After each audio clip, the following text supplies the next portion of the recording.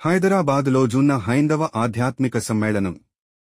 కాకినాడ భోగి గణపతి పీఠంలో పోస్టర్ ఆవిష్కరించిన అన్నమయ్య కళాక్షేత్రం పీఠాధిపతి విజయశంకర స్వామి. హైందవం వివిధ విశ్వాసాల జీవన విధానాల సహజీవనంతో సమ్మేళనమైన సనాతన ధర్మమని తిరుపతి జిల్లాకు చెందిన అన్నమయ్య కళాక్షేత్రం పీఠాధిపతి విజయశంకర స్వామి పేర్కొన్నారు. బుధవారం సాయంత్రం కాకినాడ భోగి గణపతి పీఠంలో స్వయంభువుని దర్శించిన సందర్భంగా మాట్లాడారు. తాళ్లపాక అన్నమాచార్యుల జయంతిని పురస్కరించుకుని జూన్ 19న హైదరాబాద్ బిర్లా సైన్స్ సెంటర్ భాస్కర ఆడిటోరియంలో భారీ సందర్శకులతో హిందూ సమ్మేళనం గ్రంథావిష్కరణ జరుగుతున్నదని, ఆధ్యాత్మిక ఉపాసకులను స్వయంగా ఆహ్వానిస్తున్నామని తెలిపారు.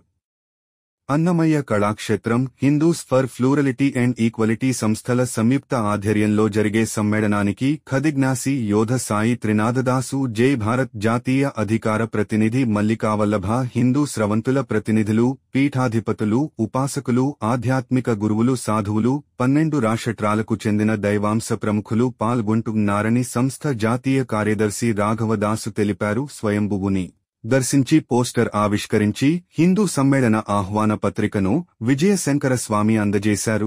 ఈ సందర్భంగా పీఠం ఉపాసకులు దూసర్లపూడి రమణరాజు మాట్లాడుతూ ఆధ్యాత్మికతంటే స్వార్థరహితంగా పూర్వీకులు ఆచరించిన భక్తితత్వంతో కూడుకున్న క్రమశిక్షణ కలిగిన జీవితమని, ఆచరణలో విశాల వ్యవస్థ ఏర్పడేందుకు ఆధ్యాత్మిక సమ్మేళనాలు దోహదవుతాయని పేర్కొన్నారు.